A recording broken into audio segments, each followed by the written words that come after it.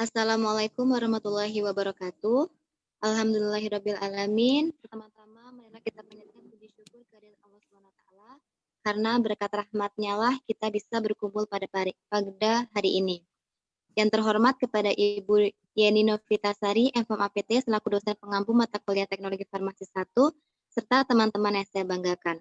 Baiklah, pada kesempatan kali ini, kami dari kelompok 5 ingin mempresentasikan hasil diskusi kami mengenai transdermal patch, di mana anggota kami terdiri dari Irma Maulidatul Sarah, Patria Magdalena, Devani Rayosa Wulandari, Teti Anggelasari, Rahmadani, Rani Safira, Husnatifa Munawaroh, Laura Evandes Putri, Suci Anissa, Ahmad Fawaz, Destrianepe, Deliana Nisi, dan Fatmawati. Baiklah, untuk mempersingkat waktu, langsung saja kita mulai ke materi pertama. Kepada materi 1, saya persilahkan.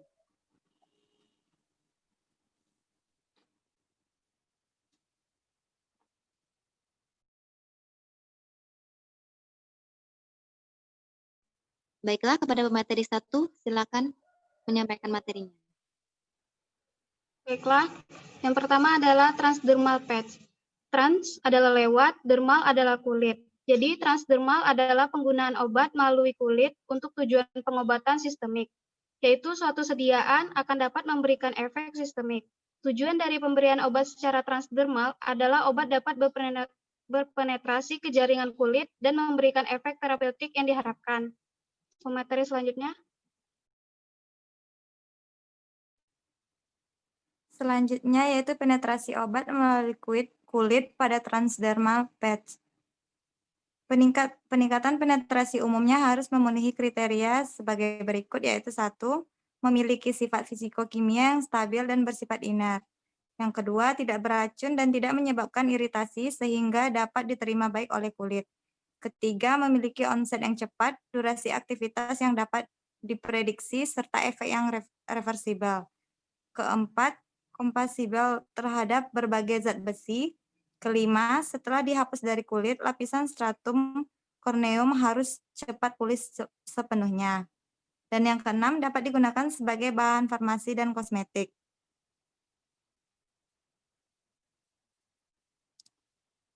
Di sini terdapat beberapa zat yang dapat digunakan sebagai peningkat penetrasi, yaitu diantaranya air, hidrokarbon, alkohol, asam lemak, ester, amida, urea, sulfoksida, dan terpen serta terpenoid. Selanjutnya akan dibacakan oleh pemateri. Selanjutnya komponen dasar transdermal patch. Yang pertama ada zat aktif, yang kedua ada enhancer, yaitu suatu eksipien atau bahan yang memiliki fungsi sebagai peningkat penetrasi suatu obat yang biasanya digunakan pada kulit secara topikal. Enhancer ditambahkan ke dalam sedia transdermal untuk meningkatkan absorpsi obat perkutan. Mekanisme dalam meningkatkan absorpsi obat tergantung pada jenis enhancernya, yaitu ada bahan pelarut, bahan pembasah, emulgator, dan lain-lain. Yang ketiga ada plasticizer, adalah bahan tambahan atau aditif yang meningkatkan fleksibilitas dan ketahanan suatu patch transdermal. Penggunaan plasticizer sebesar 30% berdasarkan pada berat polimer, merupakan jumlah yang optimum untuk pembentukan patch yang fleksibel. Selanjutnya, jelaskan pemateri berikutnya. Matrik, dalam formulasi sistem transdermal tipe matrik, obat didispersikan atau dilarutkan dalam matrik polimer. Matrik yang memiliki struktur polimer dapat mengontrol laju pelepasan obat. Yang kelima, perekat. Perekat harus memungkinkan sistem transdermal dengan mudah menempelkan pada kulit dan tidak menyebabkan iritasi ataupun alergi bagi kulit. Yang keenam, relasi linear. Ini adalah bagian yang melindungi formulasi dari lingkungan luar dan yang dilepaskan sebelum sistem melekat pada kulit. Selanjutnya pemateri.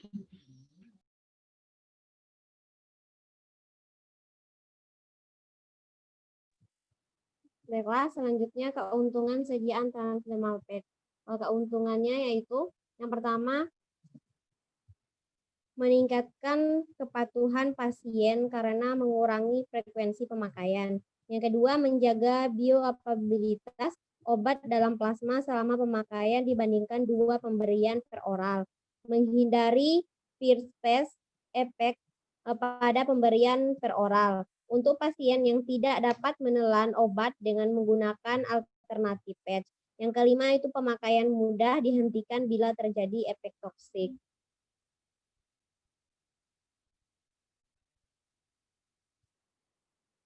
Selanjutnya, kerugian dari sediaan transdermal patch, yaitu yang pertama, jenis obat yang digunakan terbatas atau obat molekul kurang dari 500 Dalton. Kemudian yang kedua, sistem transdermal tidak cocok untuk obat yang dapat mengiritasi kulit. Yang ketiga itu tidak semua bagian tubuh dapat dijadikan tempat aplikasi obat seperti pada telapak kaki. Selanjutnya, untuk materi selanjutnya. Contoh formula sediaan transdermal patch. Formula transdermal patch dengan zat aktif carvedilol. 1. Carvedilol yang dibutuhkan 16 mg. Etilselulosa 374,4 mg. Karbopol 934 yang dibutuhkan 249,6 mg. Polivinil alkohol 5 mg. PEG 0,2 mg. Kloroform 15 mg. pH transdermal patch yang dihasilkan sediaan 6-7. 2. Formula transdermal patch dengan zat aktif bahan alam curcumin. 1. Curcumin yang dibutuhkan 20 mg. 2. Etilselulosa 100 mg. 3. Polivinil pirolidon 300 mg. Dimetil sulfozide 0,1 mg. Propylenglikol 0,5 mg. Kloroform AD 10 mg. 10 mili. Selanjutnya penyampaian materi selanjutnya.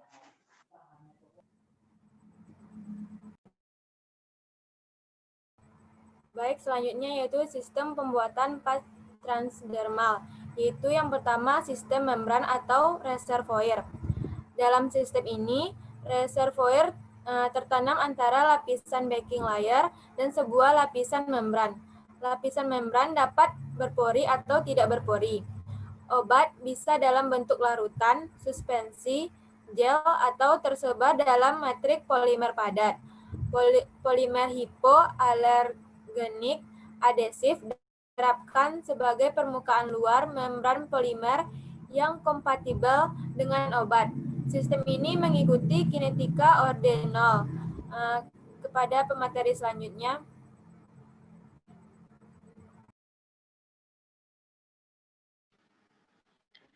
B. Sistem matrik sistem, yaitu matrik pada patch transdermal terdiri dari 2 komponen utama, yaitu backing layer dan matrik. Pada sistem ini, obat di dalam excipient seperti polimer, plastik zer, permetion enhancer, dan perekat diformulasikan menjadi satu, yang kemudian dibiarkan mengiring hingga membentuk matrik. Selanjutnya, matrik ditempelkan pada backing layer. Keuntungan dari sistem matrik ini yaitu membentuk suatu patch yang tipis hingga nyaman untuk digunakan. Pada materi selanjutnya.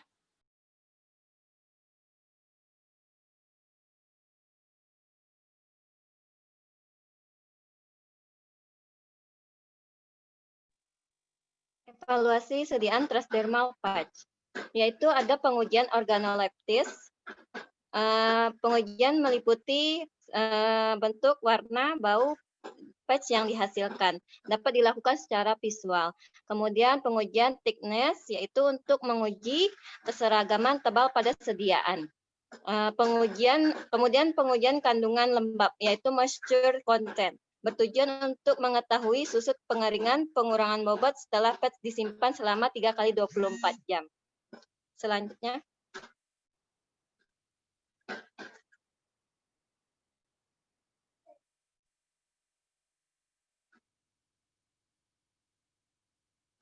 Pengujian keseragaman berat. Uji ini dilakukan untuk menjamin keseragaman berat pada sediaan patch. Digunakan 10 sediaan patch masing-masing sediaan, kemudian ditimbang dan dilihat variasi bobotnya. Lalu pengujian morfologi. Uji ini dilakukan untuk menguji morfologi permukaan patch pada sebaran aktif dan sediaan. Lanjut. Pengujian pH dilakukan dengan tujuan untuk mengetahui apakah sediaan patch transdermal yang diformulasikan telah sesuai dengan pH kulit atau tidak. Pemeriksaan uji higroskopis atau serap kelembapan moisture uptake bertujuan untuk memeriksa tingkat penyerapan air dari patch transdermal yang dikondisikan pada bejana yang memiliki kelembapan. Pengaplikasian patch pada kulit menunjukkan tingkat penyerapan air oleh patch selama penggunaan. Tujuan dari pengujian ini adalah untuk mengetahui ketahanan patch terhadap kelembapan. Pengujian freeze-thaw bertujuan untuk mengetahui kestabilan fisik pada patch transdermal dengan mengetahui suhu, yaitu uji freeze-thaw dilakukan sebanyak 5 kali siklus pada suhu 4 derajat Celcius dan 48 jam berikutnya sediaan ditempatkan di oven pada suhu 40 derajat Celcius.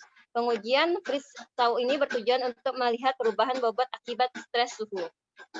Pengujian elongation test, presentasi pemanjangan, adalah perubahan panjang maksimum yang dapat dialami bahan pada saat mengalami perenggangan atau ditarik saat sebelum bahan itu robek.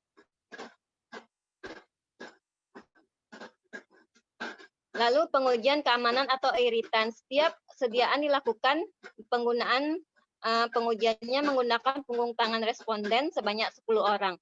Uji dilakukan untuk mengetahui apakah sediaan patch transdermal menyebabkan reaksi gatal, panas, kulit, kemerahan, sehingga dapat dihasilkan keamanan pada sediaan patch transdermal yang dibuat.